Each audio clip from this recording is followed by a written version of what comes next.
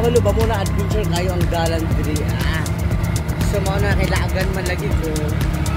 Kay para ning manginggan ng mga turista o mga bisita sa nagkalain-lain mga lugar. And all foreign local tourists pwede mo muari diri sa Amugana na tourist destination sa Kitsarao Municipality. And happy tagid ko ba? Happy tagid mo ubos pa. Ay grabe maginika Lugson, Karadyaw. Ano ne?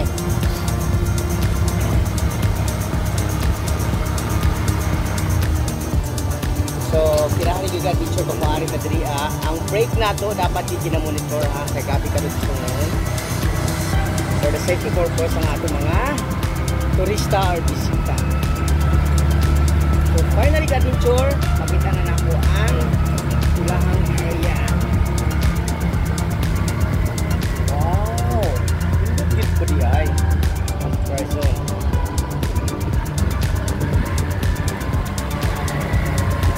Sa picture mo sa dagat, no? Pero lake lang daw siya. So, nga namin ka picture sa area. So, matuli sa receiving area para mag-reward or the different activities na picture diyan nila. Sure di ko ka-adventure ha kay lumun-lumun pa na ako dako ang akong driver ron ha. Shout out sa mga taga-Taganahan family ni ako ron ha. Ug ang akong driver ato mga kalumunan diri Okay, asa may receiving area nila sir? Good afternoon. Yan si ma'am nagpapalagbok sa akin. Pila entrance ma'am? Wala sir, na lang lang. Okay. What is this? Kaaka sir. Surigao. NR sir. NR. Kung makita, wala pa salamin. And then, wala. Na sir. Thank you. I see, sir. Sir, kaya ni mo? Kumusta man mo din, ma'am? Si ma'am ka nag-smile ba? Murag na kong sweldo ni ba? Ang sa kanindot ang iyong bagong tourist destination? Katong iyong bagong open na murag kalayo asa. Ikan sa highway pa daw. Unsa ka nindot? Unsa ka gana? 4 minutes. Wow. Hamog na turista ni Kare? Hamog na ni Kare? Wow, so naulahin ako, ma'am. Bye and thank you. White comments. Adventure mo na yung Eco Park. Okay.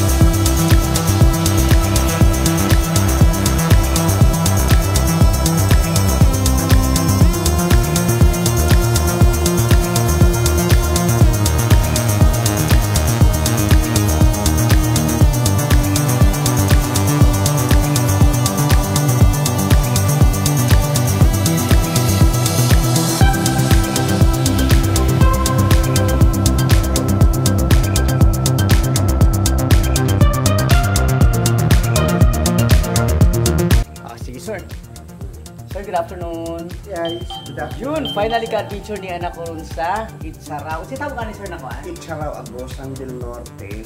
Kini siya nga area is part ni siya sa San Roque, Barangay San Roque. Ang tawag ini nila dili is Tabunan.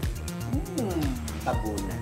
So for this time, sir, kung say open nyo na Ang makita lang namong activities is only kayak.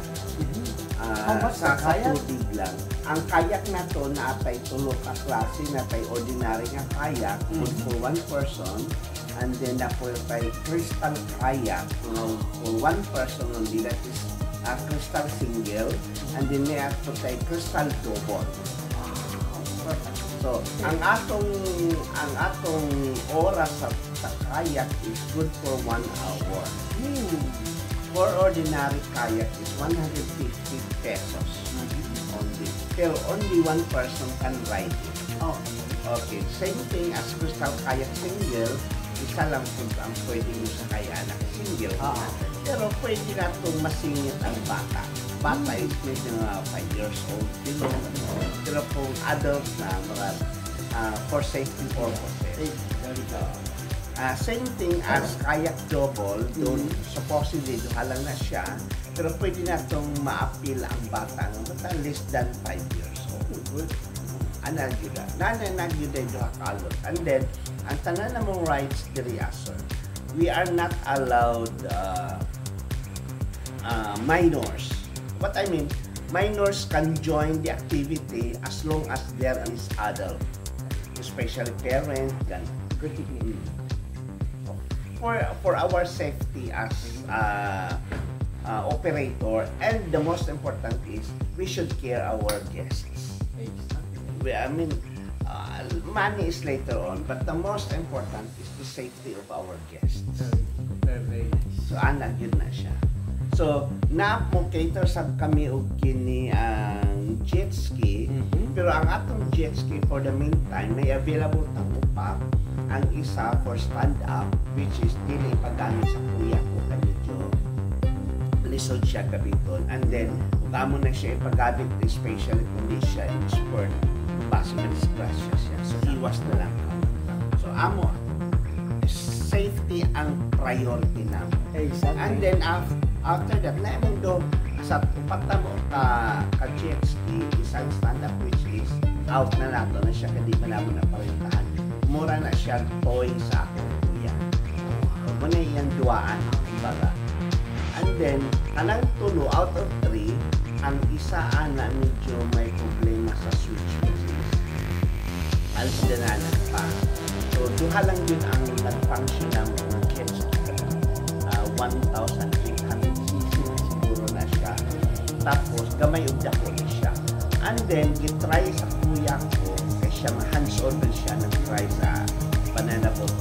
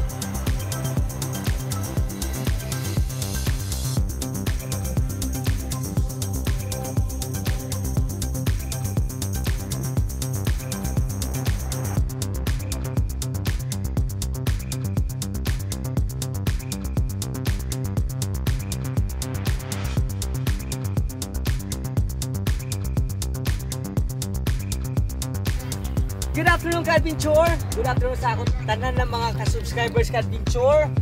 Kani ka-adventure ang pinaka-the best room for year 2025. Mo ni akong kauna-unahang vlog na niya. Ako karong ka-adventure sa Kitsaraw area. Ang isa sa kanakuman talaga na 2025 na adventure na atong ma-experience. Karong ka-adventure nung gamit ko Gitski. Hindi na color ka-adventure ha, blue na blue. So, mugamit ko para ma-experience ako kung sa kanindot gamit na lang. Pero basic lang ang ginagamit ka-adventure. Di usa ko magpaspas. Gumikan sa kinahalaga mo agit ang basic at isa sa mga adventure yun. Tara, balik ko ka-adventure. Kinahalaga din ang hinay lang ta for the safety purpose. Ang nakanindot pa rin ka-adventure, mga bukutan kayo nila mga staff. Kinatutuan taon sa atong mga dapat buhaton na safety ta. Kaya dapat yun sa atong mga adventure. Safety first before satisfaction. Mani na kanindot ka-adventure diri ang area. Kaya ang tag-iya o ang nagmanis ni Ria Adventure nag-isip yun sa atong mga safety.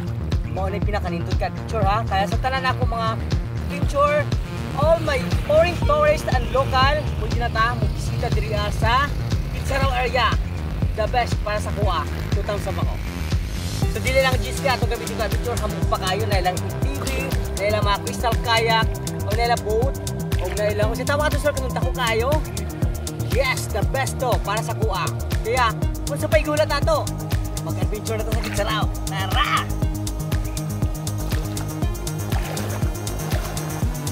Ang nakalimutan sa adventure pang aning nga oras, makita na to ang sunset. Perfect para sa kuha. At ang nakalimutan ha, kay kuha ni siya, din sa dagat, is water ni no, na clear kaayo ang ilahang tubig. Safety ta diri as tubig. O sa tanan ng mga activities niya, safety kita kay pinatuluan yun at isa kita mo gamit ng mga extreme adventure na mga activities nila. Bye ka, picture!